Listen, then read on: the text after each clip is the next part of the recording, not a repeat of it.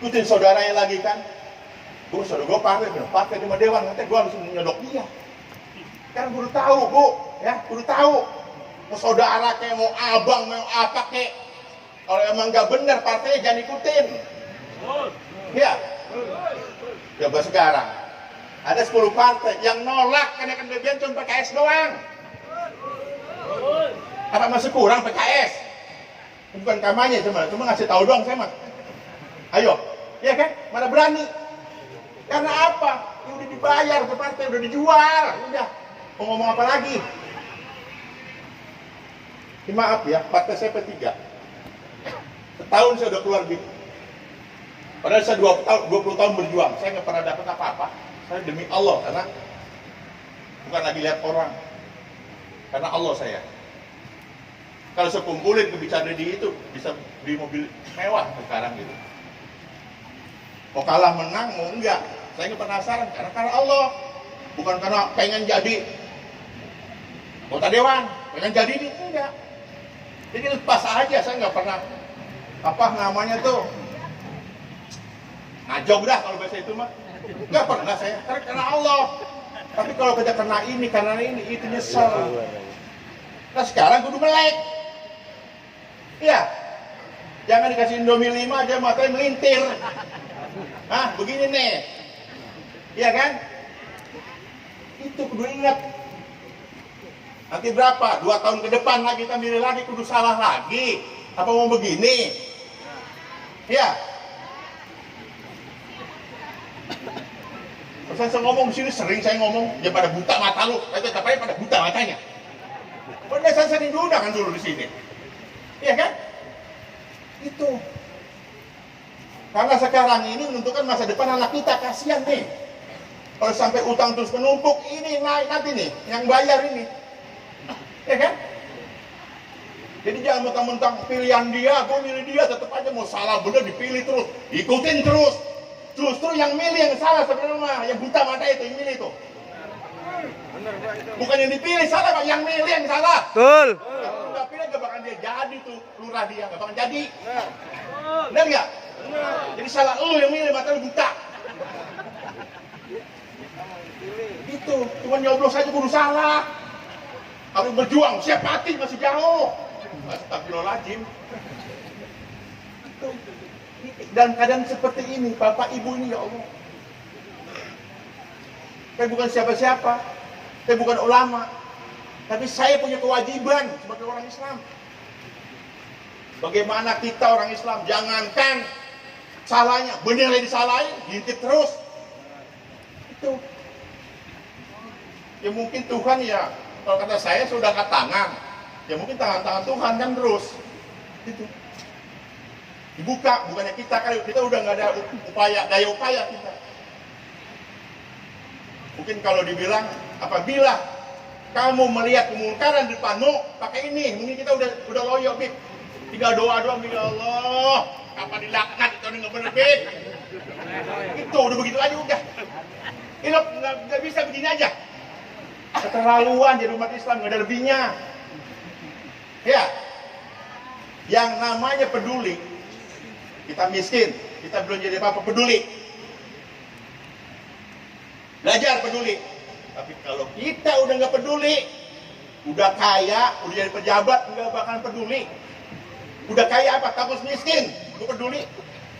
Tapi kalau kita biasa peduli, dengan tetangga, dengan sahabat, dengan apa, ya sama umat muslim, kalaupun susah, nggak diledek orang. Ya kan? Wah, dia mah katanya peduli sama orang, susah juga sama orang, dia mah katanya tuh nggak tegaan, suka nolong, begitu susah juga nggak disalahin.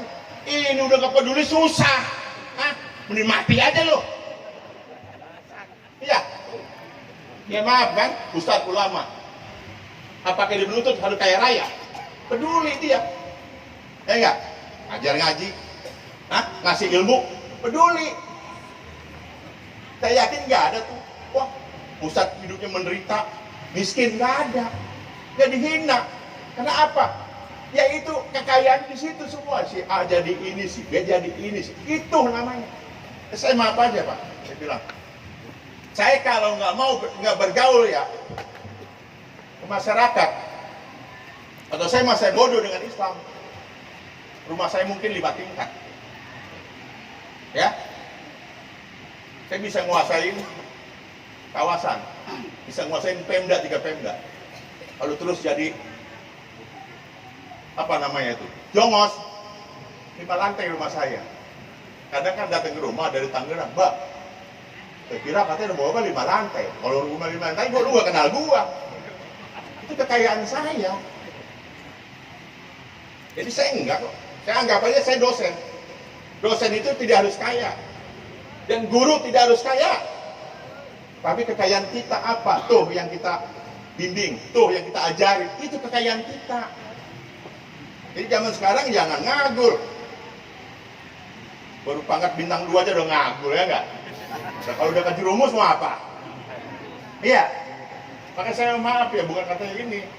Datang ke sini ya, pemimpin ini. Enggak.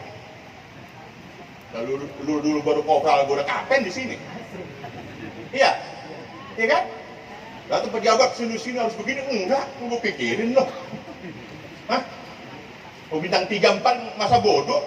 Enggak, bagi saya mah. Lu gua dah. Yang penting lu bener kalau itu. Gua hargain, kalau enggak buat apa? Ini apa? Ya jangan ya. Kita tinggal di Bekasi gini-gini. Ini udah hormat. Ya. Tinggal kecamatan kan. Pejabat datang, hormat. Lah kalau kita terus hormat terus, Bapak berarti nggak naik pangkat. Tapi udah ada levelnya. Oh, gua harus tingkat Kota Bekasi, level gua begitu, kan semakin tua. Ya kan? Udah level tingkat Bekasi. Oh iya, oke. Besok udah 4-5 tahun datang lagi. Ya maaf, bukan lagi nggak hormat. Kita tuh udah naik derajat kita. Sama juga ulama begitu.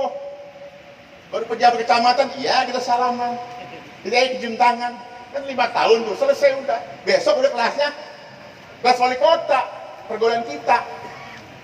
Ya kan, dapat 5 tahun, gubernur. Itu, kan salakon sama saya Pak. Dia jadi kepala desa, bukan kelas saya. Ya kan, camat, maaf. Bupati, bukan. Ya kan, sekelas saya udah Anies Pak.